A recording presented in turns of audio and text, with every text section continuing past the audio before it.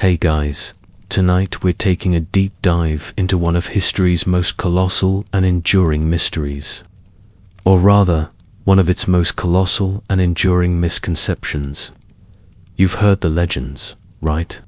The Great Wall of China, a majestic serpent of stone winding its way across mountains and deserts, built to heroically repel the relentless, marauding barbarian hordes. It's the ultimate postcard image, a symbol of defiance against overwhelming odds, a testament to sheer, unyielding will. But what if I told you that the real reason for its construction, the underlying, mundane, brutally effective truth, was, well, profoundly boring.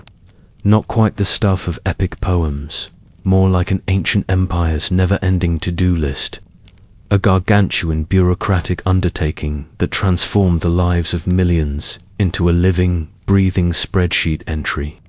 Forget the grand, romanticized narratives for a moment, because tonight you're going to step into the boots of those who actually built it, to feel the grit, the pain, and the soul-crushing monotony that defined its reality. We're going to peel back the layers of myth and reveal the surprisingly unglamorous, yet utterly brutal, reasons why this architectural marvel came to be. So, if you're ready to get a little dirty, to truly understand the sheer scale of human endurance driven by something far less glorious than pure heroism, then settle in. Like this video, subscribe for more gritty history, and tell me in the comments where you're watching from.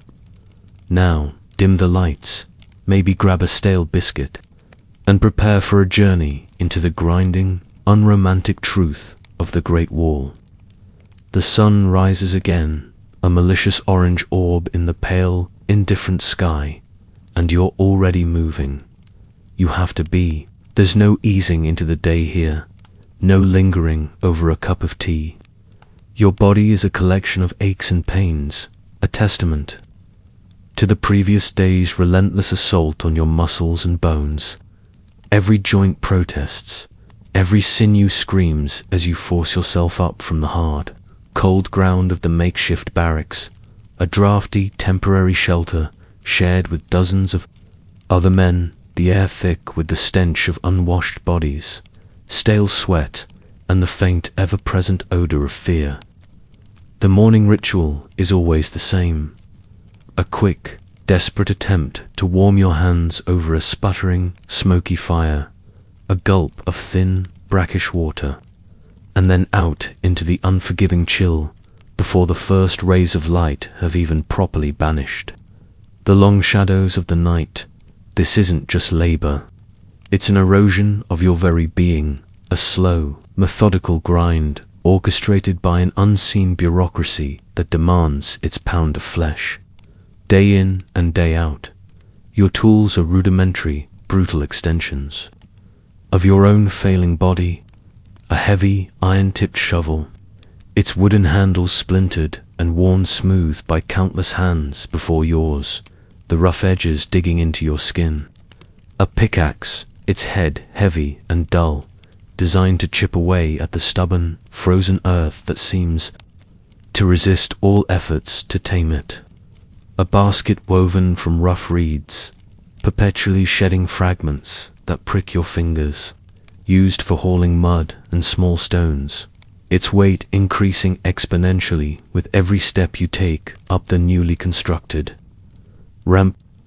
This isn't precision engineering. This is brute force, applied relentlessly, mind-numbingly, to a task that feels as endless as the horizon itself. You plunge the shovel into the earth, feeling the jolt reverberate up your arms, through your shoulders, rattling your teeth. The soil here is a stubborn mix of clay, sand, and jagged pebbles, often frozen solid in the colder months, making every scoop a monumental effort. The cold bites at your exposed skin, turning your fingers numb, making your grip precarious. You can feel the blisters forming on your palms, rupturing, then reforming, the raw skin underneath a constant source of agony. It's a perverse kind of dance, this rhythm of digging, lifting, hauling. Each movement is a calculated expenditure of dwindling energy, a silent prayer that your back won't give out, that your knees won't buckle, that you won't trip and send your meager load tumbling down the slope, inviting the wrath of the foreman's whip. The soundscape of your existence is a symphony of suffering. The dull, rhythmic thud of mallets against stone, the scraping of shovels, the creak and groan of overloaded wooden carts, their wheels protesting against the uneven ground, the constant guttural grunts and strained breathing of hundreds of men, their efforts synchronized not by harmony, but by sheer necessity. And then, cutting through it all, the sharp, cracking sound of the whip, followed by a raw, agonized scream, a chilling reminder of the ever-present threat of punishment for any perceived slacking, any moment of weakness. It's a sound that makes your stomach clench, your heart pound, even if it's not directed at you, because you know it could be any moment. The bureaucracy demands its progress, and human suffering is simply another resource to be exploited. Your senses are overwhelmed by the reality of this existence, the pervasive smell of damp earth, of human sweat, of fear, of stale food, of smoke from distant fires, and the acrid, metallic tang of blood that seems to cling to everything. The taste of dust in your mouth, a constant companion, mingling with the bitter taste of exhaustion and despair. The sight of the endless line of men, ant-like figures toiling on the distant ridges, stretching as far as the eye can see, each one a mirror of your own misery. The sheer overwhelming scale of the project is both awe-inspiring and soul-crushing. You are but one cog in an impossibly vast machine, a disposable unit of labor in a bureaucratic equation designed for maximum output, regardless of the human cost. You remember the first day you arrived, the journey here a blur of forced marches and meager rations. You were just a farmer, a simple man with a family and a small plot of land. The imperial conscription order had torn you from your home, from everything you knew, and deposited you here at the edge of the world, to contribute to this monumental act of administrative will. You didn't understand then, and frankly, you still don't fully grasp the sheer unyielding force that drives this project. It's not about glory. It's not about defending a specific city. It's about building a physical manifestation of an abstract concept, the defined, controlled border of an empire. Every stone you lay, every meter of earth you compact, is a pixel in the emperor's grand administrative picture. The supervisors, the foremen, the scribes who occasionally visit from the district towns, they are the immediate face of this bureaucracy. They don't care about your pain, your hunger, your family. They care about the charts, the quotas, the daily tallies of progress, their performance reviews. You realize with a bitter internal chuckle, depend on how effectively they can extract labor from your dying body. And so they push, they drive, they use the whip, the threat of starvation, the promise of further punishment, anything to keep the endless line of workers moving, to keep the stones piling up, to keep the dirt being packed down. You are a resource, a unit of energy, and your efficiency is paramount. You lift a particularly heavy stone, its rough surface tearing at the already raw skin of your hands. It's cold, impossibly heavy, a dead weight that seems determined to drag you down. Your breath hitches, a ragged gasp that catches in your throat. You feel a searing pain shoot up your spine, a familiar agony that has become a constant companion. Your legs tremble, threatening to give way. But you can't stop. You can't drop it. The foreman's eyes are everywhere, his presence a dark cloud hovering over the worksite. You force yourself to take another step, then another, the stone pressing into your chest, almost suffocating you. Your vision blurs at the edges, the world narrowing to this single, agonizing task. This isn't just a stone. It's a piece of your life force, extracted by imperial decree, transmuted into mortar and rock. And for what? Not for some glorious, romantic ideal of empire, but for the mundane, often overlooked details of statecraft. To make it harder for the few peasant families who live beyond the existing, less substantial barriers to sneak across with their untaxed goats. To prevent a handful of nomadic raiders from easily disappearing back into the vastness of the steppe after a petty raid on a village. To ensure that the tax collectors have a clear line in the sand, a definitive border for their ledgers. The grand monument of the Great Wall, stretching for thousands of li, is in many ways a testament to the colossal effort required to solve problems that, on a smaller scale, might seem almost trivial. But for an empire that prized order, that lived and died by its ability to administer its vast domains, these trivial problems were systemic, corrosive, and demanded a solution of epic proportions. As the day wears on, the sun climbing higher, beating down on your exposed back, you feel the familiar exhaustion settle in, a heavy cloak that weighs you down, body and soul. Your movements become more sluggish, your thoughts more muddled. But the work doesn't stop. The quotas don't relent. The foreman's whip is just as ready. You look at the growing mass of stone and earth, the wall slowly, inexorably stretching. Across the landscape, a monument to a bureaucracy's relentless will. You are part of it, a living, breathing component of this incomprehensibly massive project.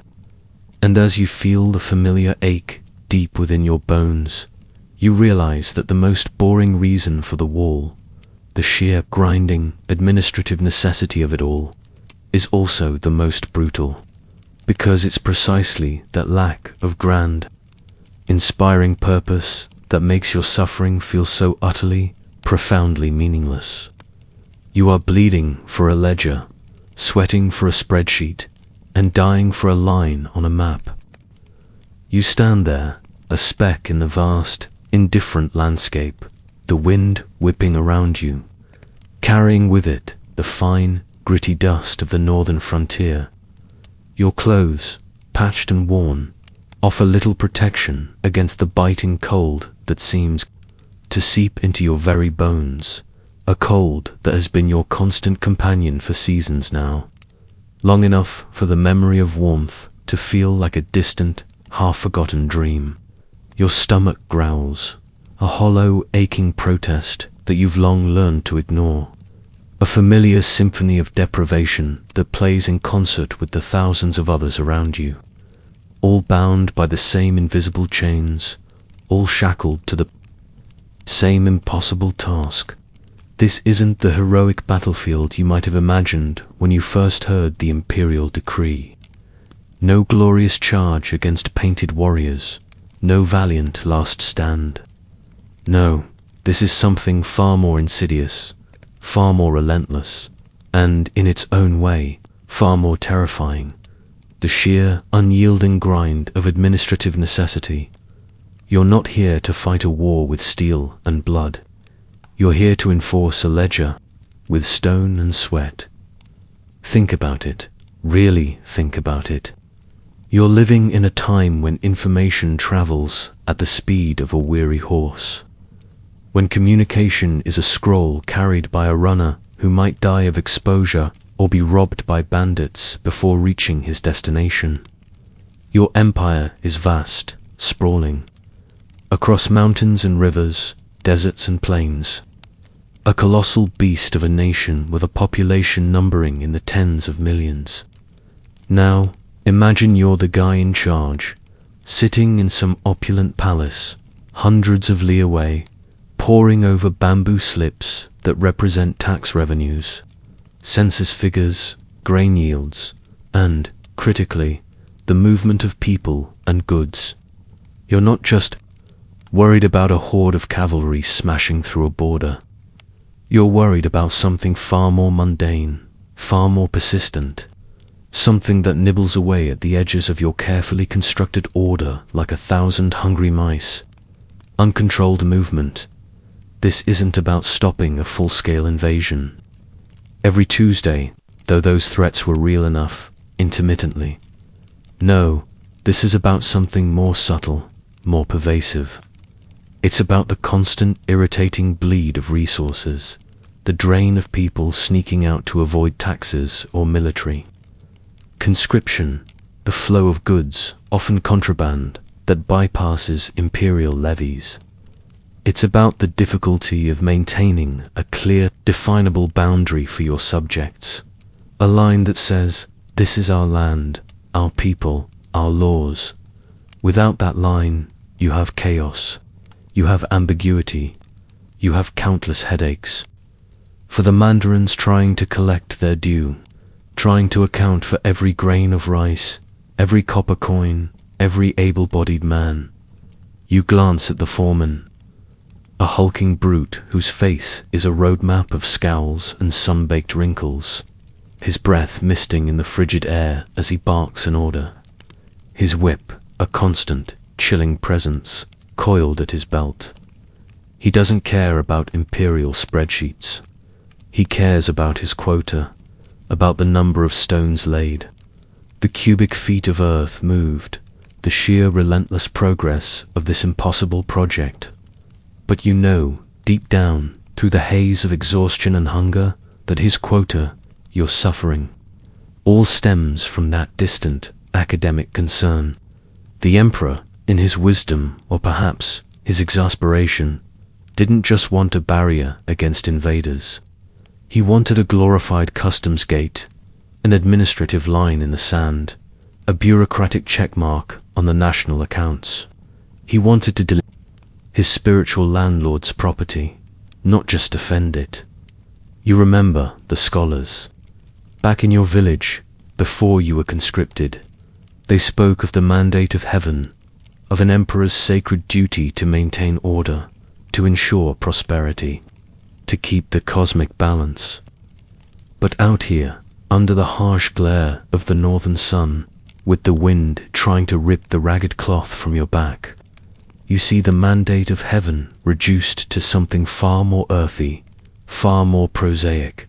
It's about control. It's about knowing who is where, doing what, and paying their damn taxes. It's about preventing the trickle of people from becoming a stream, and the stream from becoming a flood, all flowing away from the imperial coffers. Every single stone you heave, every shovelful of dirt you move, it's not just building a wall, it's building a ledger. It's fortifying an economic policy. It's physically manifesting a bureaucratic dream.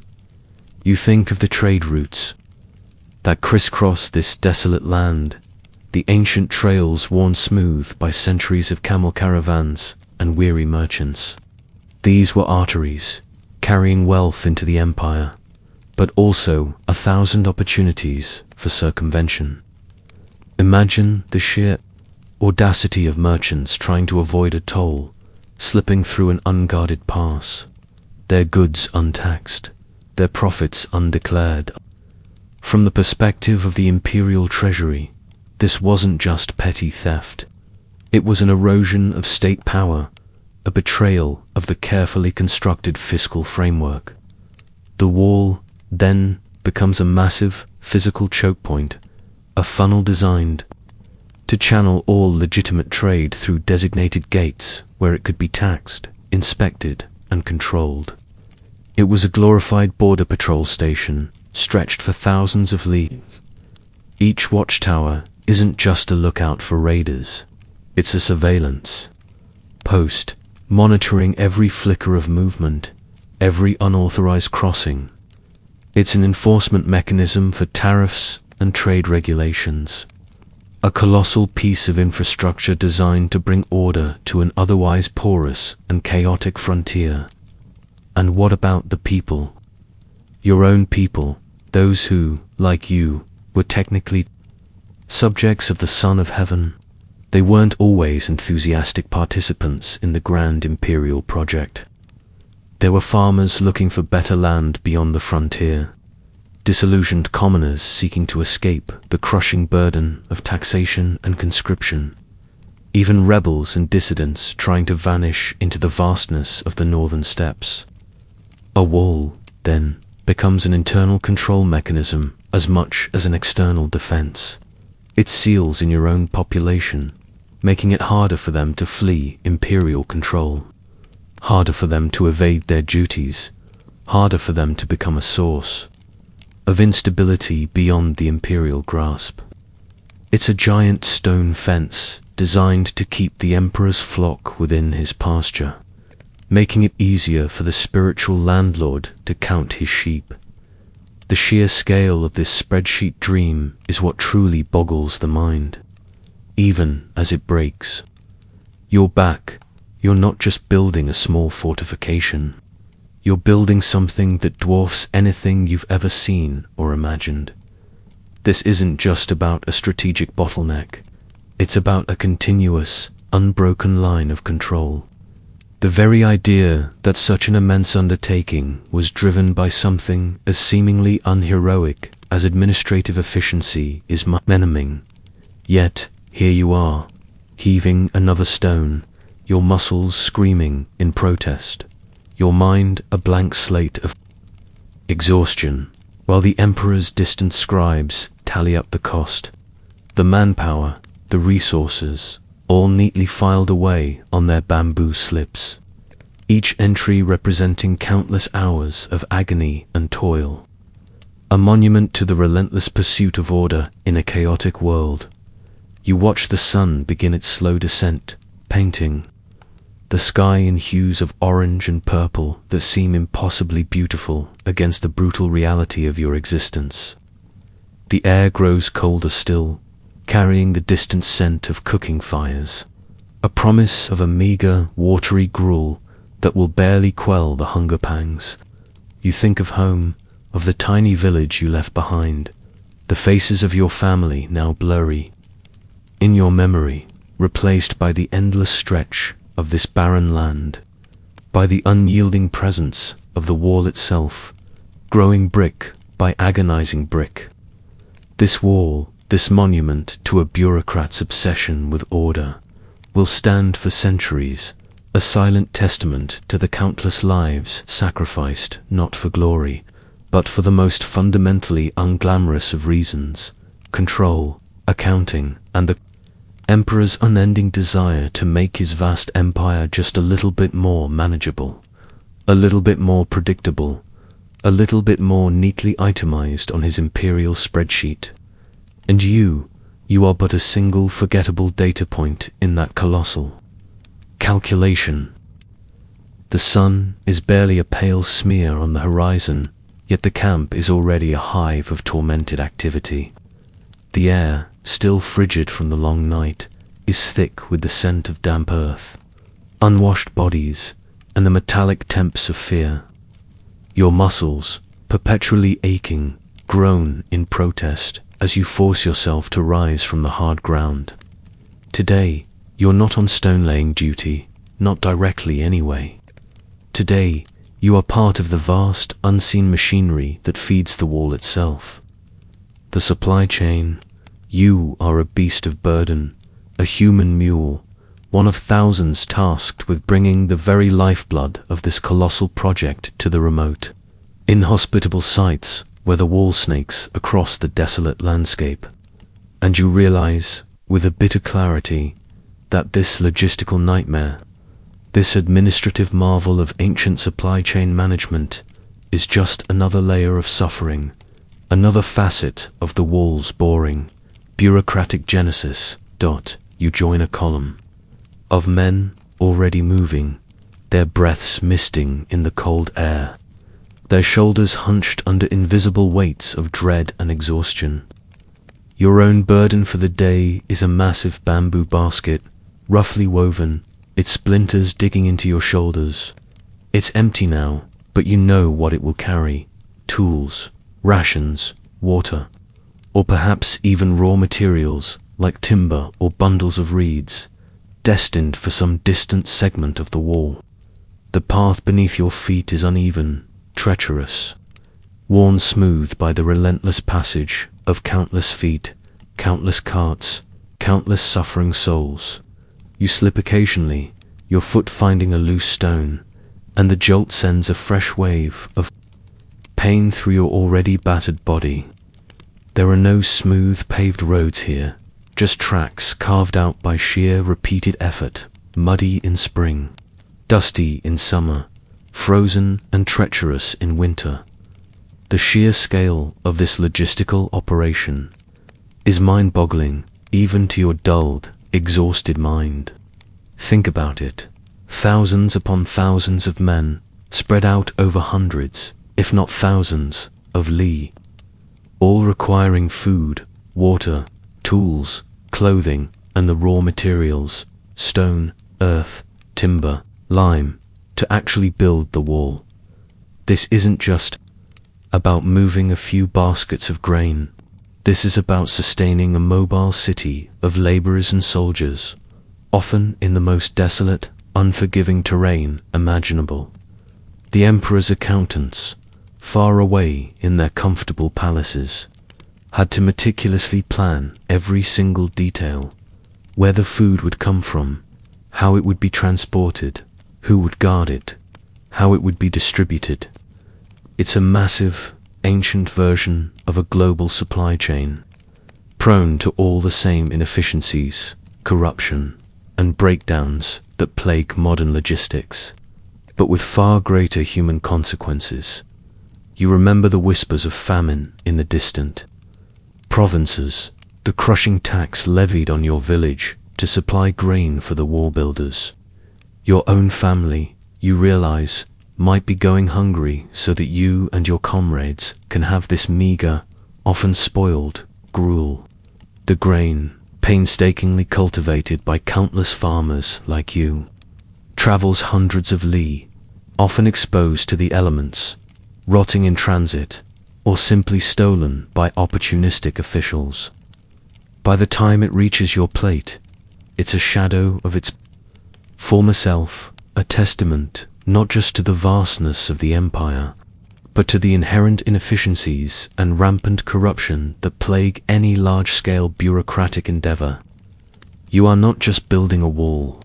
You are a link in a vast chain of resource extraction and consumption, where every single item, every single calorie, has traveled an unimaginable distance, often at immense human cost. As you march, the sun slowly climbs higher, beating down on your exposed head. Sweat stings your eyes, mingling with the ever-present dust. You look at the men around you, their faces grim, their movements mechanical. Some carry massive planks of timber, their shoulders raw and bleeding beneath the rough wood. Others struggle with immense jars of water, sloshing precariously with every step. The sound of their labored breathing, the creak of the baskets, the distant shouts of the overseers, it's a constant, monotonous rhythm of suffering. This isn't the glory of a triumphant army marching to victory. It's the grim determination of a population forced to move mountains, literally, for an administrative ideal. The tools themselves are a precious resource. You've seen men flogged mercilessly for losing a shovel head, for breaking a pickaxe handle. These weren't readily available in every village. They had to be forged in distant workshops, transported along these same treacherous routes, meticulously accounted for by scribes, and guarded fiercely by soldiers. Imagine the bureaucratic nightmare of tracking tens of thousands of shovels, mallets, and chisels across thousands of li, ensuring they reached the right work sites at the right time.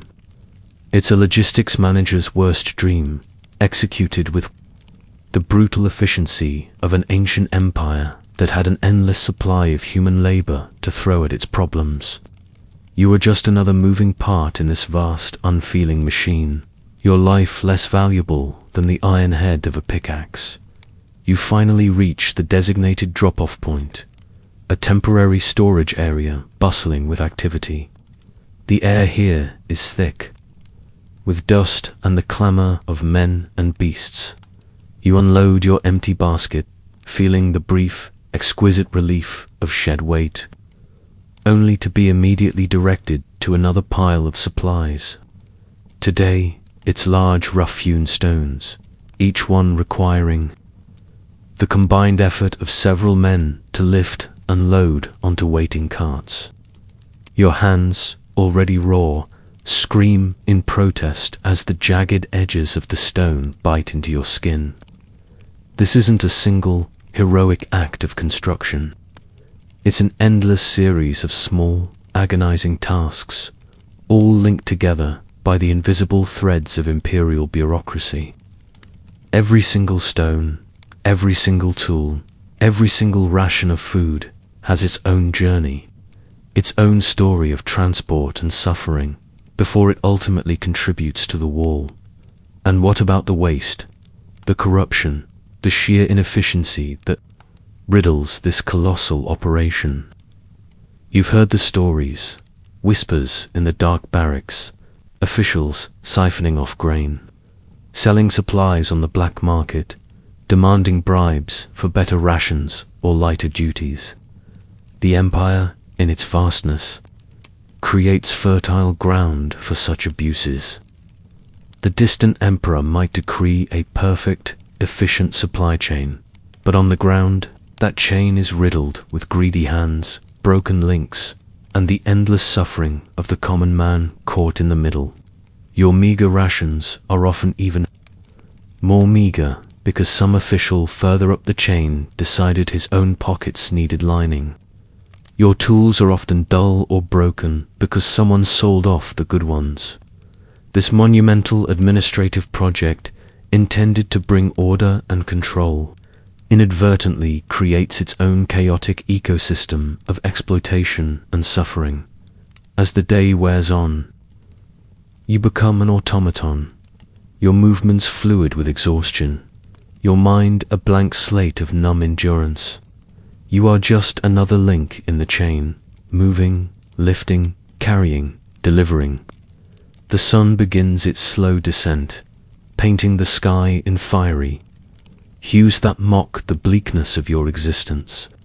You look back at the trail you've traversed, a faint line stretching across the vast, desolate landscape, littered with discarded tools, the occasional forgotten bundle, and perhaps the shallow grave of a man who collapsed under his burden. This trail, the very arteries of the wall's construction, is also a testament to the immense, unquantifiable human suffering that went into building this monument to bureaucracy. You realize, with a chilling certainty, that the true genius of the Great Wall, and its most terrifying aspect, lies not just in its architectural scale, but in the sheer administrative will required to sustain its construction over generations. It's a testament to the empire's capacity to organize, to extract resources, to manage logistics on an unprecedented scale, all to achieve a goal that, on paper, was as mundane as defining a border or regulating trade. You are not a warrior, not a hero.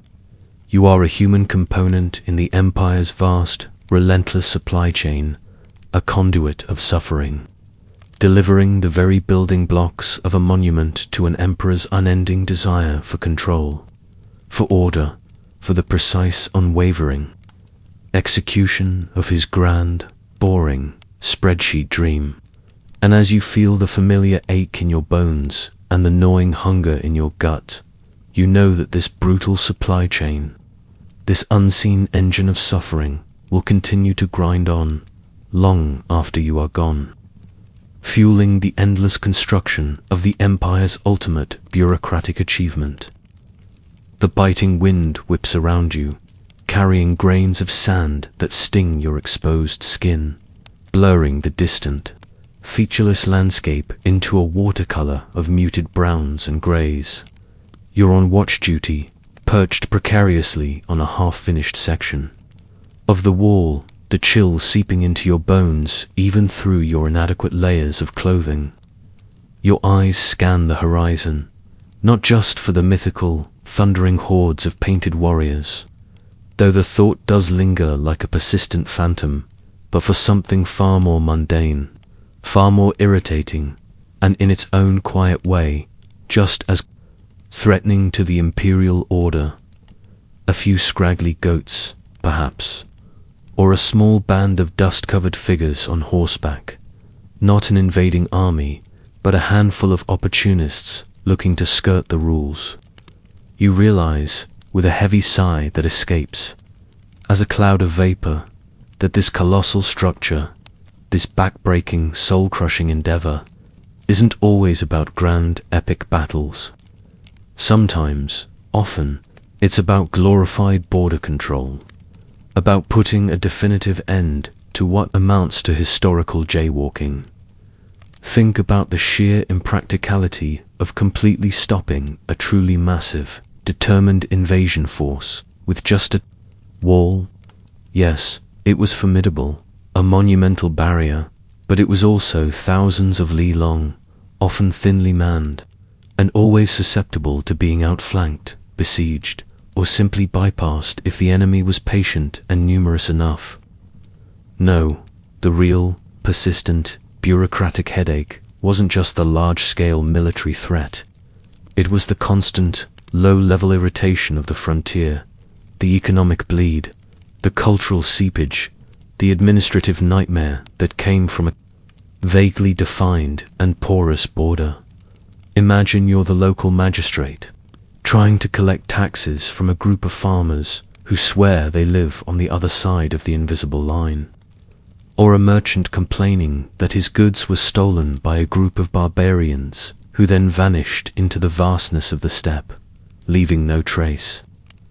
These aren't the stuff of heroic sagas, but they are the daily frustrations that erode an empire's power, that drain its coffers, that sow confusion and resentment.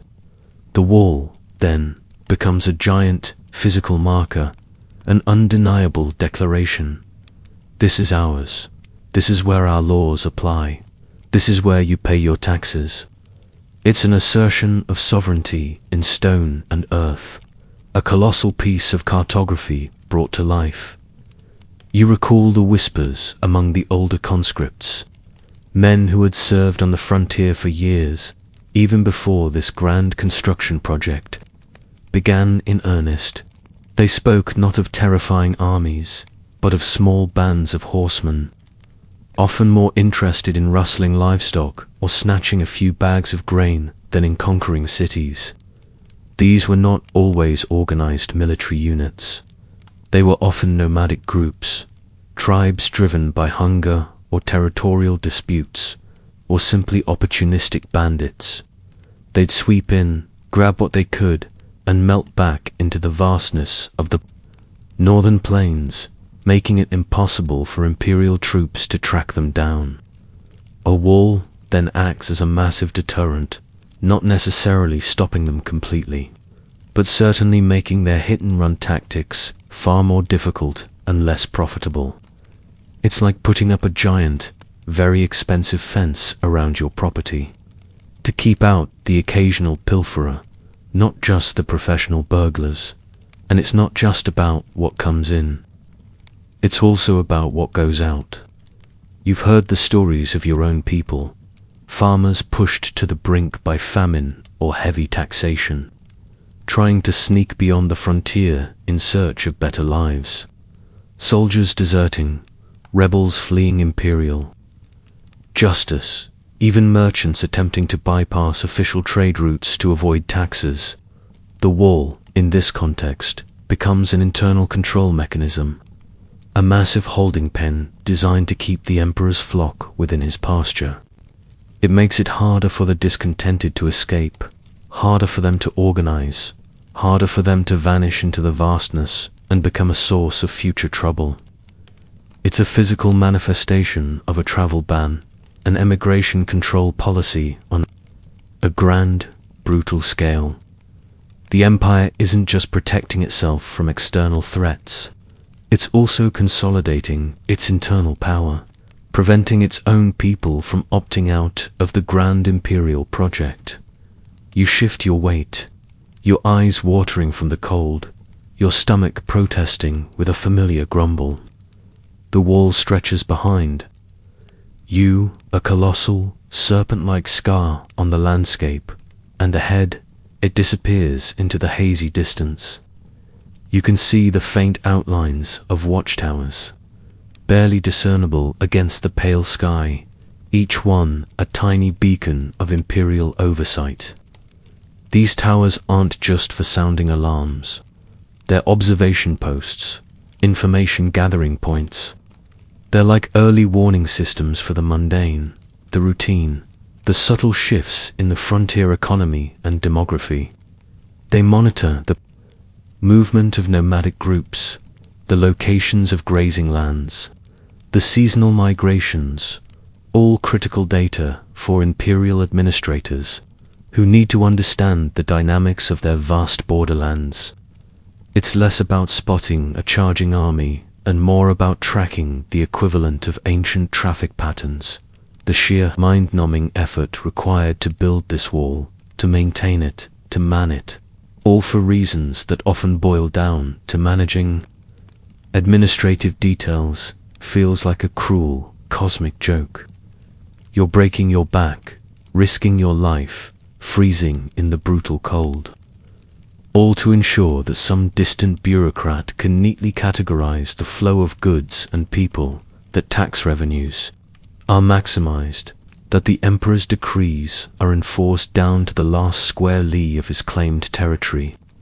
It's a monument to the endless, unglamorous struggle against entropy, against the natural human tendency to seek freedom, to evade authority, to find the path of least resistance. You think of the times when genuine threats did materialize, when nomadic armies did mass on the horizon, their banners fluttering ominously in the wind. The wall then became a vital defensive asset, a formidable barrier that bought precious time, channeled the enemy into predictable choke points, and allowed imperial garrisons to mobilize.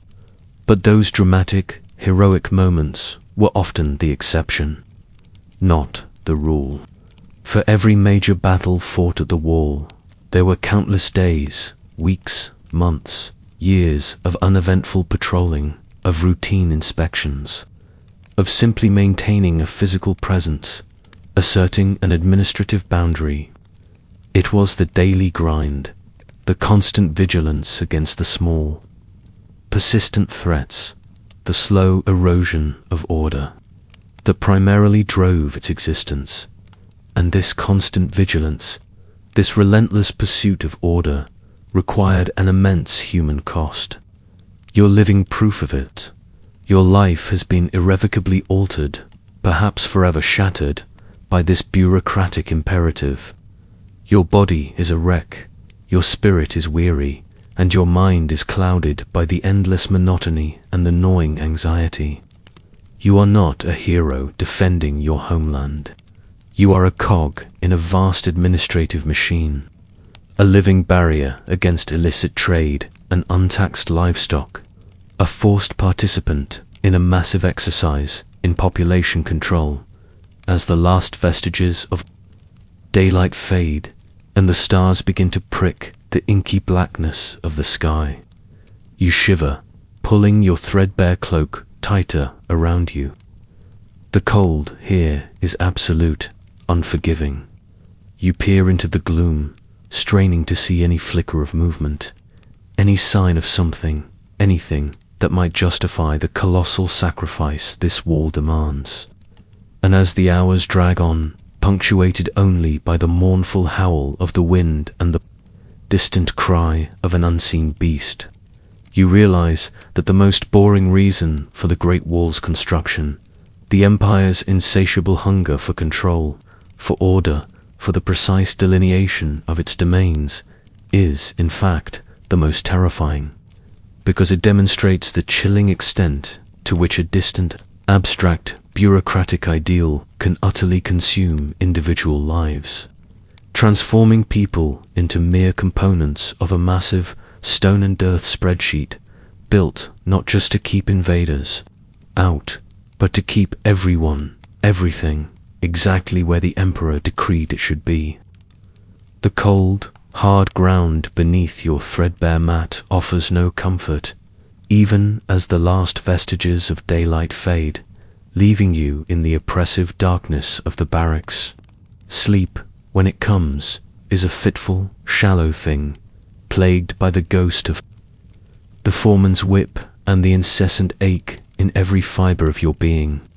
You toss and turn, your mind refusing to quiet, replaying the day's brutal monotony, the crushing weight of the stones, the burning in your lungs from the dust-laden air.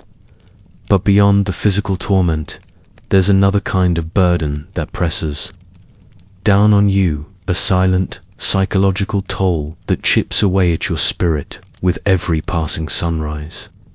This isn't just about the body, it's about the erosion of the soul, the slow, agonizing death of hope, all in service of a distant emperor's need for control.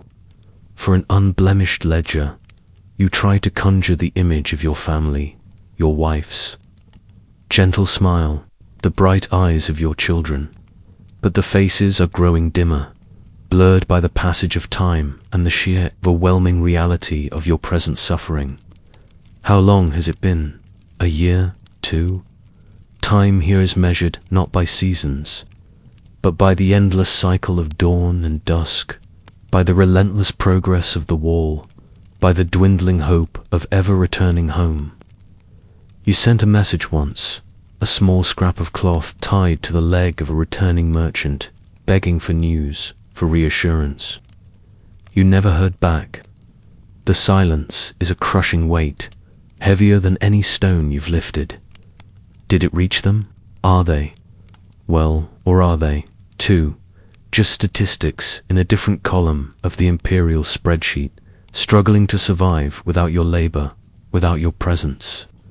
This wall, this monument to control, has ripped apart families, severed connections, and replaced the warmth of kinship with the cold, isolating embrace of forced labor. The constant fear of not meeting quotas is a spiritual landlord that lives in your head, always demanding rent. You see it in the eyes of your fellow workers, the hollow, haunted gaze, the quick, furtive glances at the foreman, the desperate, almost frantic pace they try to maintain, even as their bodies betray them. You've seen men collapse, their bodies racked with fever or simply giving out from sheer exhaustion. And what happens then? There's no soft bed, no gentle nurse. There's a harsh diagnosis, perhaps a crude remedy if you're lucky, but more often just a kick and an order to get back to work. If you can't, you're often left to die, your body summarily discarded, a number erased from the tally, replaced by another conscript dragged in from some distant village. The value of human life here is less than the value of a single, well-placed stone. Disease is an invisible enemy, far more insidious than any bandit. The crowded barracks, the lack of sanitation, the meager, often spoiled food, the constant exposure to the elements, it's a breeding ground for sickness. You've watched men cough themselves to death, their lungs ravaged by the dust and the cold. You've seen the dysentery sweep through the camp like a scythe, leaving behind a trail of emaciated corpses. You cling to health with a desperate, almost superstitious fervor, knowing that even a common fever could be a death sentence. Your body, already pushed to its absolute limits, has no reserves to fight off illness. Every day you wake without A racking cough or a burning fever is a small, uncelebrated victory. This massive project of control and definition breeds an immense, unquantifiable human cost in sickness and death, far beyond the physical exertions. It's not just the labor that kills. It's the conditions, the despair, the absolute disregard. For the individual, the food, when it arrives, is barely enough to sustain life. A thin gruel, often watery and tasteless, occasionally supplemented by a handful of dried vegetables or a piece of tough, dried meat. You eat quickly, ravenously. Every bite, a desperate attempt to stave off the gnawing hunger that is never truly satisfied. You watch others, gaunt figures with hollow cheeks and sunken eyes, as they fight over scraps. Their dignity long since stripped away by the relentless demands of survival. This isn't just a physical deprivation, it's a constant, brutal reminder of your place in the imperial hierarchy. You are less than a person. You are a tool, and tools are given just enough fuel to function, nothing more. The constant state of semi-starvation dulls your mind, saps your will, making it harder to resist. Harder to even think of anything beyond the next meal, the next moment of rest. It's a subtle form of control, a constant psychological pressure that keeps you subservient, focused only on the immediate, desperate need. You think of the boring reason for all this, the administrative impetus behind the wall's construction.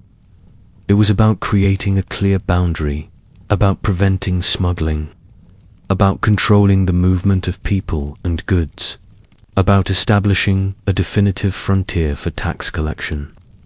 But for you, on the ground, that administrative efficiency translates into this crushing, dehumanizing reality. Every extra basket of earth moved, every stone painstakingly lifted and placed, every step taken in this desolate landscape, it all contributes to that abstract goal of control. And that control extends not just to the border, but to your very life, your body, your spirit. You are being controlled, managed, and exploited in the service of an empire's desire for order. A desire so strong it's willing to sacrifice countless lives for it. The psychological toll is immense. You see men break, their minds fracturing under the relentless pressure. Some simply stop, their eyes vacant, their bodies unresponsive, until the whip brings them back or sends them to an early grave. Others try to escape, driven by a desperate, foolhardy hope. You've seen their broken bodies hanging from improvised gallows, a grim warning to anyone who dared to challenge the imperial will. The fear of punishment is a constant companion, an icy hand gripping your heart, reminding you that your life is not your own, that your fate is entirely in the hands of those who command you, those who are themselves bound by the demands of the imperial bureaucracy. This isn't a battle against an enemy army. It's a battle against despair, a fight to retain a shred of your humanity in the face of an overwhelmingly inhuman system. The sun sets once more, painting the sky in fiery hues, a stark contrast to the drab reality of your existence. The air grows cold, the wind picks up, whistling mournfully through the half-built structures. You huddle with your fellow workers, sharing the meager warmth of a sputtering fire, the silence broken only by the crackle of flames and the occasional hacking. Cough. No one speaks much. There's little to say. Every day is a repetition of the last, a monotonous cycle of suffering and toil.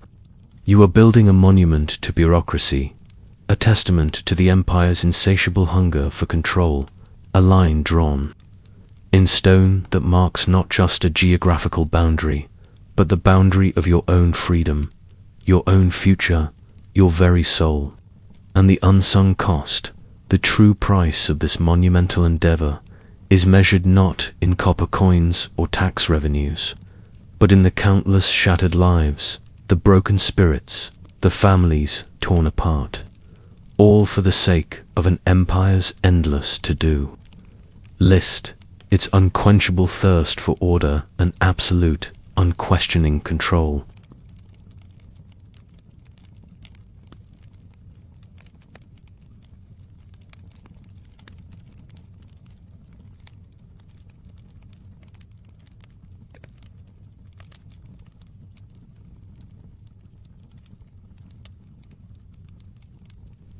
The wall stretches before you, an impossible ribbon of stone and earth, weaving its way across the rugged contours of the land, disappearing into the hazy distance as if it were a natural extension of the mountains themselves.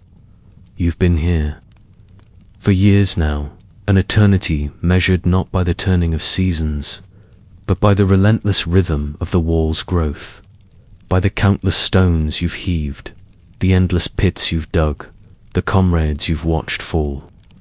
Your face is a roadmap of sun-baked wrinkles, your hands gnarled and scarred, your spirit worn thin by the relentless demands of this monumental task. And as you gaze upon this colossal achievement, you realize that its true nature isn't just a single, heroic construction project, but a continuous, generations-long testament to an empire's unyielding obsession with an administrative task that simply never ended, a perpetual, colossal item on an imperial to-do list, passed down from emperor to emperor, from minister to minister, for centuries. You'll remember the initial decree, the grand pronouncements of a unified empire, of a single, definitive border to protect against all threats. It sounded so final, so absolute. But out here, under the merciless sun and the biting wind, you've learned the truth. Walls crumble, earth erodes, wooden watchtowers rot, stone fissures and shifts. Nature, like any determined rebel, constantly seeks to reclaim what man has imposed upon it, and so the building never truly stops. What your father started, you continue. What you build today, your son, if he survives, will likely be repairing tomorrow. This isn't a one-and-done project. It's an ongoing commitment, a perpetual drain on resources, a constant demand for human life and labor. It's the empire's oldest, most expensive, and most stubbornly persistent administrative chore. Think of it. Entire dynasties rose and fell. Grand emperors with their ambitious visions came and went, but the wall, in one form or another, persisted. Each new ruler inherited not just a vast empire, but also this immense, sprawling, dilapidated monument to their predecessors' administrative aspirations. And each new ruler, faced with the same underlying boring problems, porous borders, untaxed trade, restless populations, sporadic nomadic incursions, found themselves compelled to continue the work. It wasn't always the grand, unified construction drives of the early empires. Often, it was piecemeal repairs, expansions of specific sections, the constant maintenance of watchtowers, the unending need to garrison troops along its length. It became a perpetual burden, a never-ending line item in the imperial budget, a constant demand on the empire's most valuable resource, its people. You remember the tales of specific sections being abandoned, crumbling into disrepair, only to be resurrected decades or centuries later, patched and rebuilt by a new generation of conscripts. Driven by the same administrative imperative, the wall isn't a single, cohesive entity built in one glorious burst of activity. It's a patchwork quilt of different eras, different materials, different architectural styles, each layer representing another chapter in the empire's endless struggle to define and control its northern frontier. You can see it in the stone you're working with. Now, some sections are massive, perfectly cut blocks, remnants of an earlier, perhaps grander design. Others are crude, hastily assembled rubble, testament to a period of desperate, urgent repairs. It's a physical manifestation of an empire's persistent, yet often inconsistent, commitment to a centuries-long administrative task. The watchtowers, these lonely sentinels dotting the landscape, require constant staffing. You've spent countless, freezing nights huddled in their cramped confines, your eyes scanning the desolate plains. Even when no enemy armies are massing, the troops must be there. Why? To prevent a handful of cattle rustlers, to intercept a few smugglers, to monitor the movements of peaceful nomadic tribes.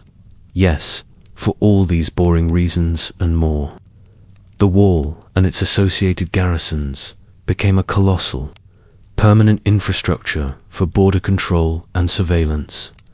A vast network of observation points designed to feed information back to the distant imperial center, allowing the to fill their ledgers with precise data about who and what was moving across their meticulously defined boundaries.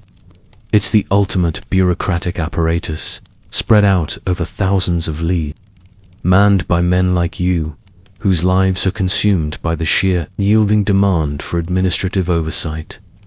You look at your hands, calloused and scarred, the permanent grime of earth and stone embedded deep beneath your fingernails. Your body is failing, ravaged by years of labor, hunger, and exposure. You know, with a chilling certainty, that you will likely die here. Your bones contributing to the very earth you've moved, your life force absorbed by the wall itself. Your name will not be remembered.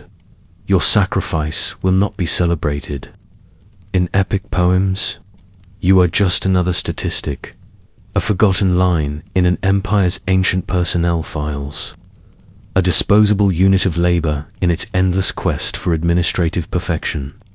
This monumental structure, so awe-inspiring in its scale, is also a tombstone for countless anonymous lives, a silent testament to the empire's ruthless pursuit of order, no matter the human cost. As the final rays of the setting sun paint the sky in fiery hues, you lean against a newly laid section of the wall, feeling the cold, hard stone against your weary back. The wind whispers across the plains, a mournful lament that seems to carry the echoes of generations of suffering. The wall is not merely a defense against barbarians.